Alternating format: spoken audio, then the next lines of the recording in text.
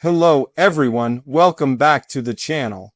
Today we're diving into one of the most fascinating and strategically insightful aspects of modern warfare: how Ukraine managed to outsmart Russia by focusing on logistics rather than simply trying to outgun a larger force.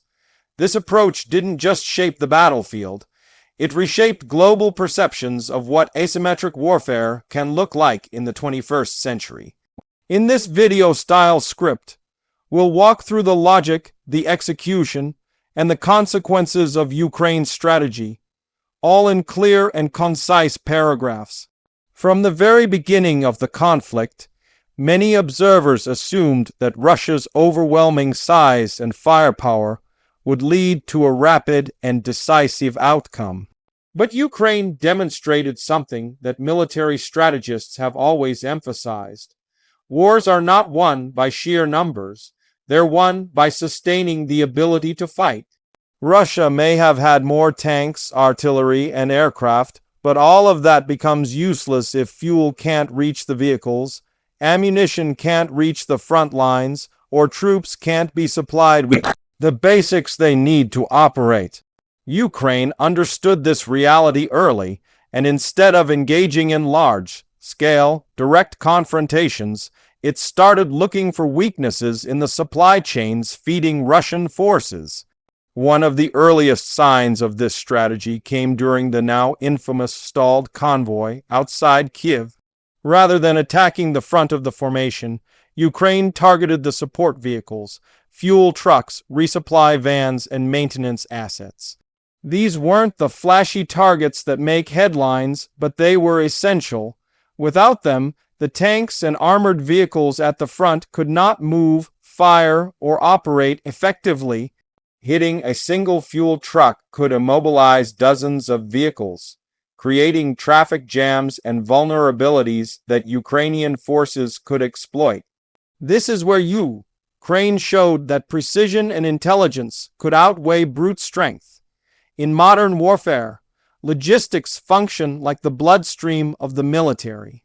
It doesn't matter how powerful an army is if the arteries feeding it get cut. Ukraine began systematically identifying these arteries. Drones, scouts, and intelligence units mapped out the patterns of Russian supply movements. They tracked when convoys traveled, what routes they used, and how heavily protected they were. With this information, Ukraine began choosing optimal points of attack. The goal wasn't to eliminate every vehicle, but to hit the right vehicles, the ones whose destruction caused cascading failures throughout the Russian system. Another crucial part of Ukraine's strategy involved its use of precision weapons supplied by allies. Systems like HIMARS allowed Ukraine to strike Russian ammunition depots, fuel storages, and command centers far behind the front lines. These weren't random strikes. Each attack was calculated to create the maximum logistical disruption. By destroying one depot, Ukraine could force Russia to transport supplies from farther away, increasing strain on their trucks and fuel consumption. By hitting bridges, Ukraine could limit the routes Russia could use, forcing convoys into predictable paths where they became easier targets. Ukraine had another key advantage: mobility. Russian supply lines were stretched thin across long distances, while Ukrainian forces were defending on their own territory. This meant Ukraine could reposition quickly, use local infrastructure, and work with shorter resupply routes.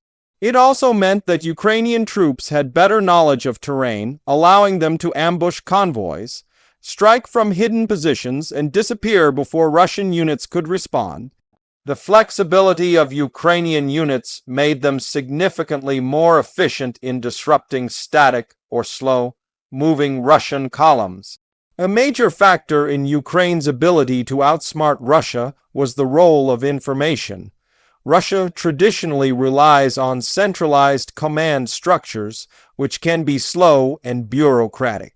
Ukraine, on the other hand, embraced decentralized command.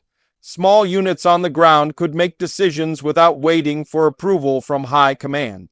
This enabled them to act on real-time intelligence, adjusting plans rapidly based on changing situations.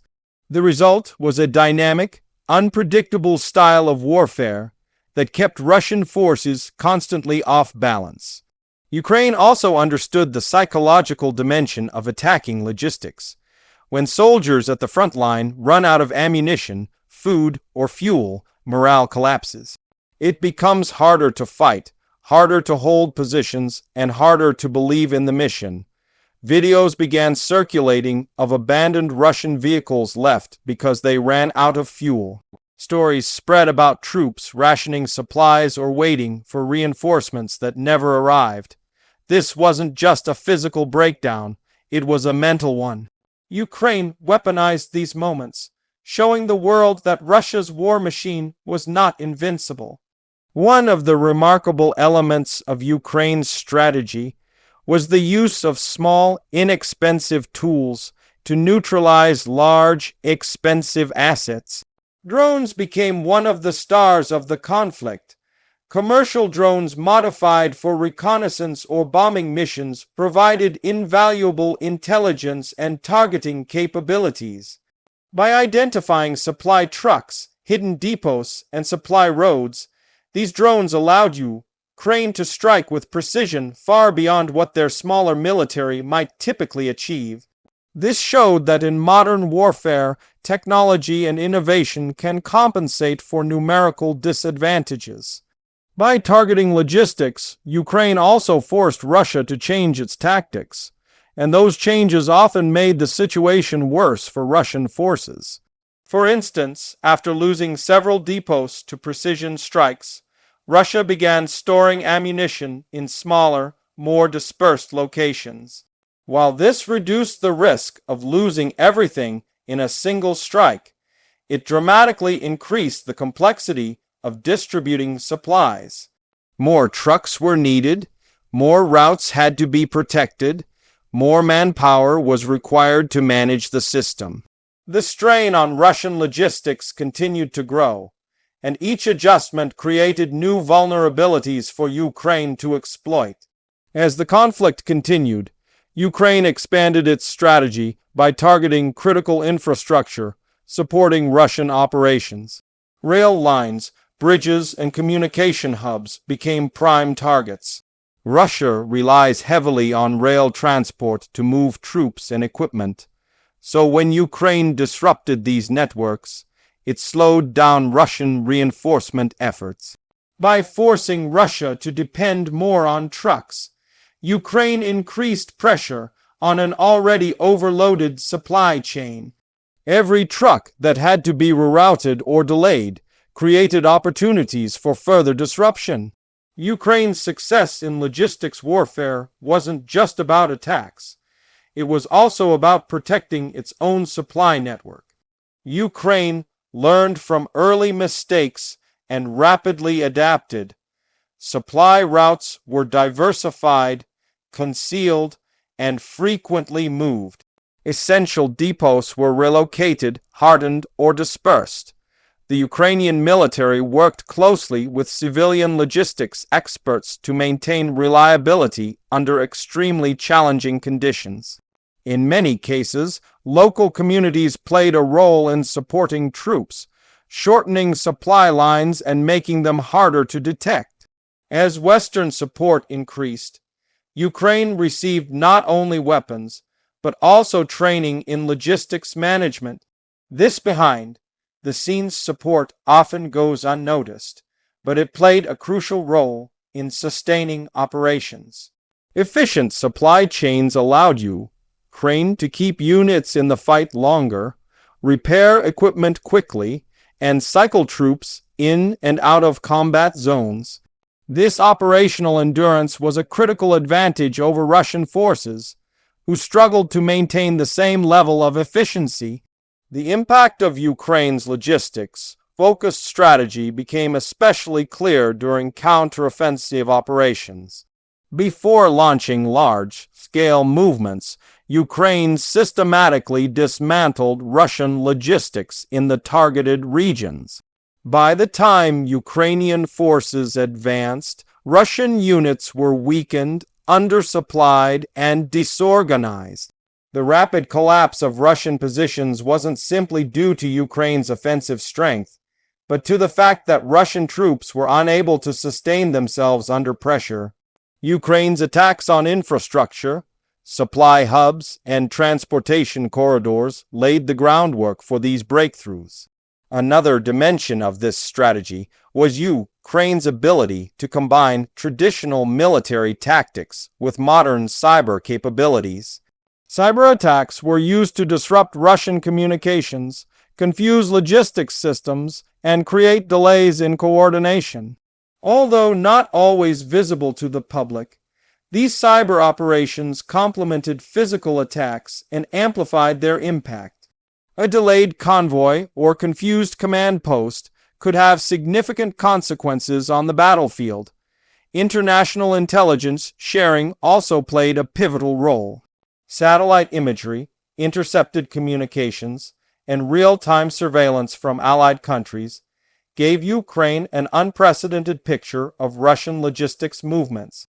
This level of intelligence support allowed Ukraine to anticipate Russian actions, plan strikes with remarkable accuracy, and stay one step ahead of logistical resupply efforts. This collaboration between Ukraine and its allies highlighted how modern warfare extends far beyond the battlefield. Ukraine's logistics-focused strategy also illuminated a broader lesson. When facing a larger opponent, the goal is not necessarily to match strength with strength, but to target the weaknesses that undermine that strength. For Russia, its massive army became a liability because it required massive logistics. Ukraine turned this into an advantage by forcing Russia to support long and vulnerable supply lines. Every extra kilometer of supply route increased the chances of disruption, and Ukraine made sure to exploit these weak points relentlessly. This strategy wasn't without risks. Attacking logistics often meant operating close to enemy lines, exposing units to counterattacks. Precision weapons are limited in number, and choosing the right targets required careful planning. Ukraine also had to avoid overstretching its own forces and becoming vulnerable to Russian countermeasures. But through disciplined execution and constant adaptation, Ukraine managed to stay ahead of the curve. As the conflict evolved, Ukraine continued innovating. New drones, new tactics, and new intelligence methods emerged. Attacks on logistical hubs not only disrupted supplies, but also forced Russia to divert valuable assets to defend rear areas. Every truck used for protection, every soldier assigned to guard duty, and every air defense system moved away from the front lines was a resource that Russia could no longer use for offensive operations. Ukraine's logistical warfare created a ripple effect across the entire Russian military structure. This strategy also had significant geopolitical consequences. By demonstrating that Russia's military machine could be stalled and weakened through targeted disruption rather than massive confrontation, Ukraine challenged long-held assumptions about the balance of power in the region. Allies became more confident in supporting Ukraine, seeing that their assistance was being used effectively. Meanwhile, Russian prestige suffered as the world witnessed the vulnerabilities of what was once considered a formidable military force. Throughout this conflict, Ukraine's ability to adapt has been one of its greatest strengths. It didn't simply follow textbook strategies, it rewrote them. By combining traditional knowledge with modern technology, leveraging creativity over brute force, and attacking the foundation rather than the facade of Russian power, Ukraine reshaped the battlefield in its favor. This wasn't just military success, it was strategic innovation on a global scale. As we reflect on how Ukraine outsmarted Russia by targeting logistics, one thing becomes clear: modern warfare is fundamentally about systems, not just soldiers.